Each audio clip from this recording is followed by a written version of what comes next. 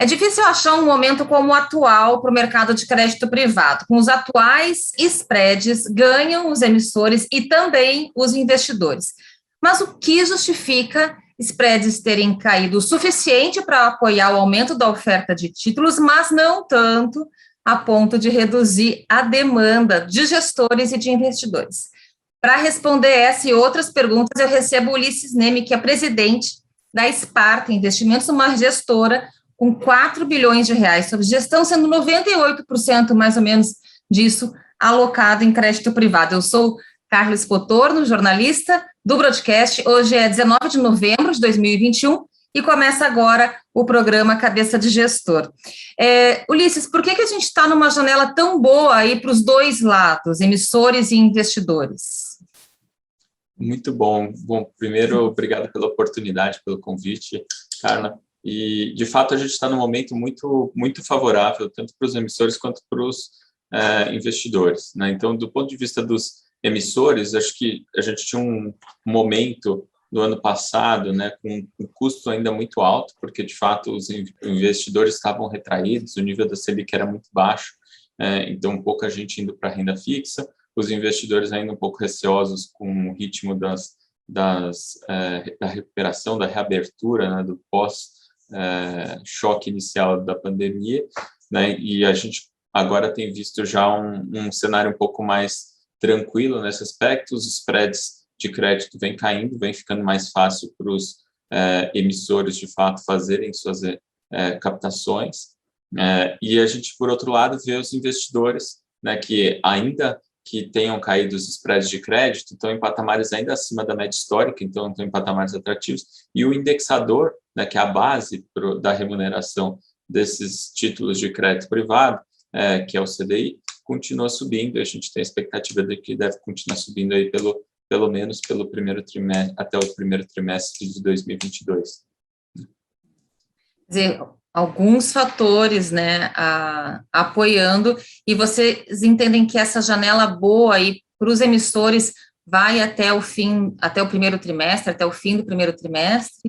Então, no final, assim, os emissores que deixaram de emitir no ano passado, né, eles estão aproveitando agora, e por outro lado tem uma pressão de que essa janela pode fechar conforme a gente vai se aproximando das eleições, né? Então, via de regra, os diretores financeiros, né, enfim, os emissores, eles estão antecipando eventuais necessidades de capital que teriam para o ano que vem e fazendo essas captações muito concentradas agora no quarto trimestre. Então, a gente até brinca aqui que estão disputando o dinheiro dos investidores, né? Então, assim, é um momento naturalmente bom para os emissores, mas, de fato, está tendo aumento de captação dos fundos de renda fixa, está tendo demanda por mais ativos de crédito privado, isso é bom, então, para os emissores também, até porque os emissores sabem que dinheiro caro é aquele que não tem, né? Então, se ele pode pagar, ainda que sejam um pouquinho acima da média histórica, mas já mais baixo do que o ano passado, mas consegue, de fato, captar, viabilizar seus projetos, reforçar o caixa, etc., para a gente atravessar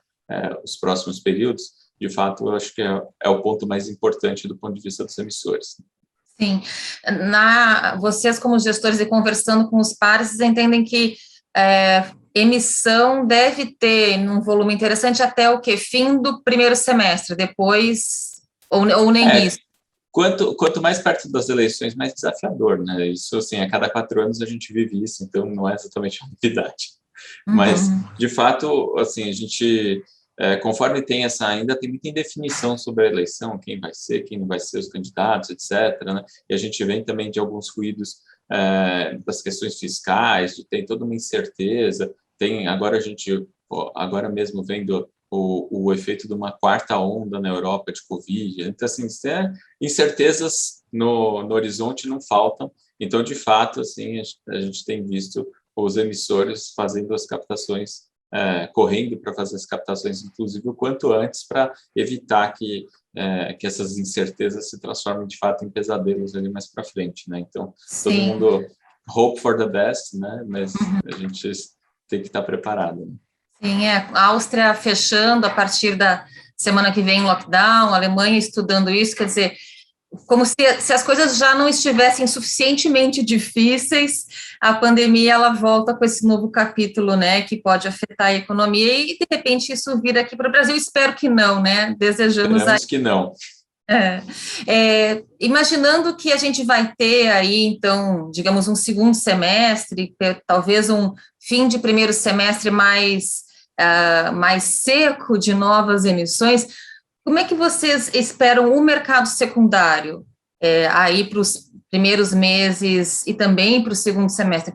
Um mercado secundário bastante ativo em 2022, e até como é que está sendo agora em 2021 o mercado secundário, de que forma que isso tem aí ajudado ou não, né, os fundos de vocês? Tá, muito bem. De fato, a gente tem visto um mercado secundário bastante ativo e a gente tem visto os preços dos títulos de crédito privado subirem bastante, né? Então, os spreads de crédito têm se reduzido, né? Eu acho que vale sempre ressaltar que spread de crédito é o que a gente espera ganhar para frente, né? Então, conforme eles vão se reduzindo, a gente vê uma expectativa um pouco menor, né? Isso em cima do CDI. De fato, para o ano que vem, como a gente tem ainda esse movimento de alta da Selic para acontecer, a gente está vendo uma aceleração na captação de renda fixa de maneira geral, e dinheiro saindo dos ativos de risco, de outros investimentos mais arrojados, e migrando para as parcelas mais conservadoras, a gente entende que vai ter demanda que vai continuar fazendo esses títulos de crédito privado se valorizarem bastante, né, e com isso os spreads vão fechando um pouco mais, eles vão caindo e se aproximando mais do padrão histórico, né? Isso, claro, tem implicações inclusive para a gestão, né? Então a gente espera, se a gente contar menos com o mercado primário no ano que vem, provavelmente a gente vai atuar de uma forma um pouco maior no mercado secundário e, eventualmente, a gente vai ter que fazer alguns ajustes no perfil da carteira ao longo do tempo. Você falou um pouco dos spreads, né? Eles não chegaram ainda, digamos, no piso médio histórico. Queria que você comentasse um pouco isso, se aí na Esparta vocês entendem que vai chegar perto daquele CDI mais um, que era, assim, digamos, um piso, uma média histórica, digamos, né? Então, a gente, de fato, a gente olha hoje, tá, spread médio das nossas carteiras está na casa de CDI mais 2, talvez um pouquinho abaixo disso, e a gente vê espaço para eles voltarem, se não voltar para mais perto desse CDI mais 1, pelo menos que continue nesse ritmo. No final, quanto mais tempo demorar para voltar para esse patamar médio histórico, significa que é mais tempo com um nível de taxa maior. Então, assim, do ponto de vista dos investidores, isso é positivo, né? Então, a gente consegue, de fato, ir oxigenando a carteira e renovando a carteira com taxas médias maiores. Então, isso vai garantir para os investidores de longo prazo retornos melhores acumulados no tempo. E por que essa demora, digamos, está acontecendo, né? Visto que, né, você acabou de comentar, a demanda por renda fixa está crescente, provavelmente chegando aí a Selic nos 2 dígitos deve crescer ainda mais, né? Porque acho que o investidor está acostumado a ter 2 dígitos no pós ali, e aí não quer correr o risco de renda variável, né? Por que está demorando a chegar? Então, isso é curioso, né? De fato, a gente viu o ano passado uma recuperação da bolsa, né, muito forte. E se a gente lembrar que os credores têm preferência em relação aos acionistas, então a gente fala assim, pô, se a bolsa recuperou, devia ter recuperado tudo no crédito também. Isso não aconteceu no crédito privado por um motivo que a gente acredita que seja o fato da Selic estar muito baixa no ano passado, no segundo semestre. Chegou naquele patamar de 2%, e, de fato, com Selic a 2%, afastava os investidores do crédito privado, afastava até dos títulos públicos, tanto que a gente viu o preço dos próprios títulos públicos pós-fixado chacoalhando, que é alguma coisa bastante estranha. Então, eram algumas externalidades mostrando que, de fato, o patamar da Selic estava muito baixo. Conforme a gente começou a ter uma recuperação, uma normalização da taxa Selic, né? Então, aquele início do processo de normalização que a gente teve no começo do ano, isso já começou a atrair mais demanda. Então, de certa forma, os preços dos títulos de crédito privado eles foram subindo, né? Então os spreads foram caindo e voltando para mais próximo da média histórica. A gente também viu, junto com esse movimento de maior demanda por parte dos investidores, a gente viu um aumento nas emissões também, né? Na verdade, a gente viu, inclusive, que antes os bancos estavam encarteirando boa parte das emissões, eles passaram, de fato, agora a encarteirar menos e distribuir mais, né? Então, uma parcela maior dessas emissões, ou seja, o mercado voltou a funcionar como é o normal, e o que a gente viu agora foi um pico, né, de emissões neste trimestre, né, nesse último trimestre de 2021. Então, de certa forma, a gente vê que os spreads eles estavam caindo, né, os títulos se valorizando mais rápido, né, de repente eles dão uma estabilizada, os spreads, justamente porque é esse momento em que as empresas estão captando e disputando o dinheiro dos investidores, né, então você tem captação, mas ao mesmo tempo você tem muita oferta de títulos, então deu uma segurada nesse movimento, e o que a gente acredita é que, passado aqui esse pico, nesse momento de congestionamento nas emissões, né, provavelmente a gente vai ter uma continuidade desse movimento de convergência dos spreads, né, para a média histórica. Então, assim, a gente ainda acha que tem um pouco de espaço para cair, isso conforme também a gente deve assistir um aumento da demanda justamente por renda fixa, por ativos pós-fixados com uma Selic mais alta, né? E, assim, outra coisa que... Sim, que certamente vai acontecer no ano que vem. Então, só um parênteses aqui, a tensão com essa corrida presidencial, né, de alguma forma está beneficiando aí o investidor por manter num patamar um pouquinho mais elevado que a média histórica essas taxas aí, esse rendimento dos títulos, né, e aí sem detratar as contas dos emissores, né. Perfeito, né? Claro que, assim, o ideal, né, do ponto de vista de país, é que a gente não tivesse esses ruídos, que a gente tivesse a inflação mais controlada, né? E acho que o ideal para a renda fixa, de maneira geral, principalmente para o crédito privado, é que, de fato, a gente tivesse uma Selic de um dígito só e que tivesse a inflação sob controle e tal. Então, infelizmente, a gente está assistindo esse movimento de Selic voltando para 2 dígitos por conta de uma inflação que está mais alta do que eu desejava, e que esperamos que esse movimento de Selic seja suficiente para arrefecer ligeiramente a economia e fazer a inflação voltar para um patamar adequado, que é mais próximo da meta e abaixo do teto de preferência. Sim, essa questão da inflação alta e da Selic, que a gente não sabe, a curva de juros hoje está precificando uma alta acima de 150 pontos base na próxima reunião agora em dezembro do Copom. Mas, enfim, todo esse caldo, ele está fazendo com que as taxas das NTNBs curtas, elas se mantenham com um prêmio bastante elevado, né? As longas já devolveram um pouquinho desse prêmio extra, assim, mas curtas não. Isso também ajuda a fazer com que os títulos de crédito privado que estão sendo emitidos nessa janela agora, pré-corrida presidencial, se mantenham acima da média histórica. Isso acaba influenciando mais debênture incentivada, talvez, e, claro, os títulos privados ligados à inflação. Queria saber... Aqui acho que você traz um ponto bem interessante. De fato, a gente tem dois tipos de títulos, grosso modo, no mercado, né? Tem os títulos atrelados ao CDI e tem os títulos atrelados à inflação, né? O IPCA. E, de fato, a gente tem visto já uma queda nas expectativas de taxa de juros futuros, né? Inclusive indexados à inflação. Então, isso mostra que, de certa forma, o mercado já está entendendo que provavelmente a gente vai ter um aumento de taxa Selic ainda importante, né? Então chegar nos 2 dígitos, mas que isso deve ser suficiente para trazer, de fato, a Selic as expectativas de inflação para um patamar mais próximo da meta, e daí sim a gente vê uma queda na Selic depois disso, né? Então a gente não... Acho que o que está sendo precificado na curva hoje é que não deve ter uma taxa de juros de 2 dígitos de uma forma mais perene. Então deve ser uma questão mais temporária e que faz o ajuste e depois ela volta para um patamar mais baixo, de um dígito, provavelmente. Enfim, acho que esse é o caminho normal que todos esperamos que aconteça, né? E, de fato, assim, a gente teve uma surpresa que é importante aqui, que é a questão da inflação, né, mais alta, né? E acho que para o investidor, pessoa física de longo prazo, que acaba se beneficiando da isenção de imposto de renda das debêntures incentivadas, obviamente esse tipo de título, esse tipo de investimento, ele é bastante convidativo, né? Porque você tem essa proteção caso você tenha uma surpresa inflacionária, então você tem uma proteção automática em relação à inflação, e, ao mesmo tempo, você garante uma taxa de juros real e já isenta de imposto de renda. Então, você consegue travar a sua expectativa de retorno, né?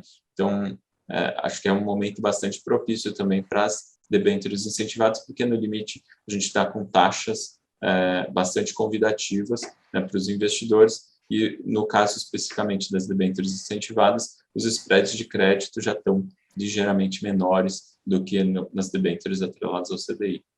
Mesmo quando faz a equivalência de taxas, né? Uma debênture Mesmo. Perfeito.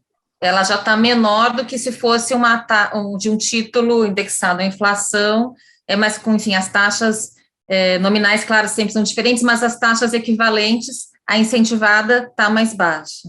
Perfeito, exatamente, fazendo todas essas equivalências, né, para a gente já considerar o retorno depois de imposto de renda, né, sim, ainda assim, se você tivesse exatamente o mesmo título de não incentivado e incentivado, provavelmente o não incentivado ia estar um pouquinho mais atrativo nesse momento, né, então o debênture incentivado provavelmente um pouquinho menos atrativo nesse momento, mas isso só considerando o spread de crédito, né, quando a gente olha o retorno total, né, e aí considerando que você está travando um retorno real, né, um retorno acima da inflação nas debêntures incentivadas, de fato parece um excelente investimento com uma perspectiva de médio e longo prazo.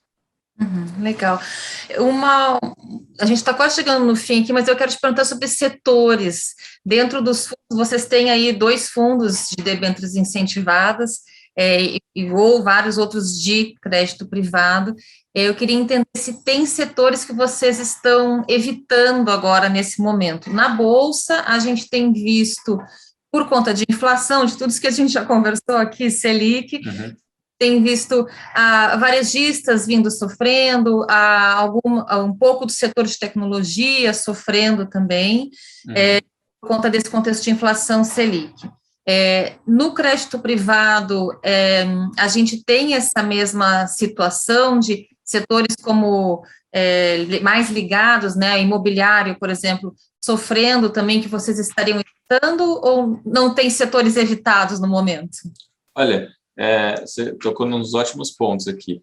De fato, a gente assim, tem 2 setores que a gente está um pouquinho mais preocupado de uma forma setorial, e daí a gente precisa olhar mais sempre no nível do emissor, de fato, para saber se está tudo bem ou não está, que seriam setores de varejo, por exemplo, imobiliário, né, por conta justamente que sofrem mais esse cenário, alta de juros, etc. Então, historicamente, não é o tipo de cenário propício para esses investidores.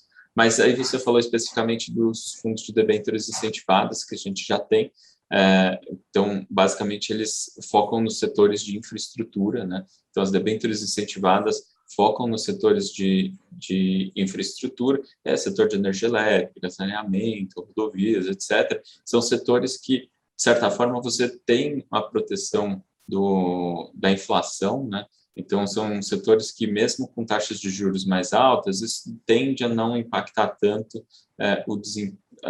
o desempenho dessas empresas, né, porque, de certa forma, as receitas deles também são corrigidas pela inflação, então eles conseguem proteger bem. Então, eles recebem corrigido pela inflação, pagam sua dívida corrigida pela inflação também, então, de certa forma, está casado, está neutralizado esse impacto. Então, sim, são setores que, de certa forma, são mais resilientes nesse tipo de ambiente que a gente está vivendo. Então, assim, a gente está bastante otimista com esses setores, então, de fato, está vendo grandes oportunidades aí na parte de infraestrutura. Sim, e são setores que a gente está vendo leilão, que a gente está vendo movimentação, que a gente está vendo negócio, né, enfim, movimentação, então é interessante. Para concluir, outubro vocês tiveram uma captação líquida forte, né, como que está novembro aí nas gestoras? Então, continuamos captando bem, né? Então, de fato, a gente tem visto uma demanda cada vez maior na parte de renda fixa, né? Então, desde que começou o movimento de alta da Selic, a gente viu o movimento de captação acelerando, né? A gente está outubro foi o mês de maior captação do ano, novembro continua num ritmo semelhante, talvez seja até um pouquinho melhor, né? Então, a gente está vendo. E já conseguiram recuperar as perdas do ano passado? De total subgestão? Então, de fato, acho que até é interessante comentar, né? A gente já teve um volume bem maior sob gestão, né? A gente superou até 6 bi sob gestão em 2019, Aí a gente teve bastante pedido de resgate, como a indústria inteira, né? Ao longo de 2020, ali, o segundo semestre de 2019, e principalmente com o Covid, né? Então caiu bastante nosso volume, chegou a 2,7 bi sobre gestão, e aí esse ano a gente tem captado bastante já, a gente está com cerca de 4 bi, deve continuar captando até o final do ano, então provavelmente recuperando ali o patamar que a gente já tinha. Isso em termos de volume sob gestão, né? Para os investidores, a gente está numa situação bem mais interessante, né? A gente não só recuperou todos os patamares de cota de todos os fundos que a gente tinha sob gestão, como, na verdade, acrescentou rentabilidades que, se não fossem a pandemia, a gente não teria tido, né? Então, é até interessante que a gente conseguiu aproveitar essa bagunça que teve nos preços na pandemia, a gente conseguiu aproveitar grandes oportunidades e agregar valor para os nossos investidores, né? Acho que até um dos motivos pelo qual a gente está voltando a captar bem, né? Ficou claro a agregação de valor. E que assim continue, Ulisses. Olha... Estamos trabalhando para isso.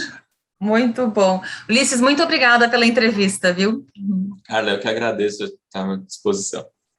Tá ótimo. Bom, a gente encerra aqui, então, o programa Cabeça de Gestor. O apoio técnico foi do Ricardo Negrati, que é da TV Estadão. A gente se vê no próximo programa. Obrigada. Tchau, tchau.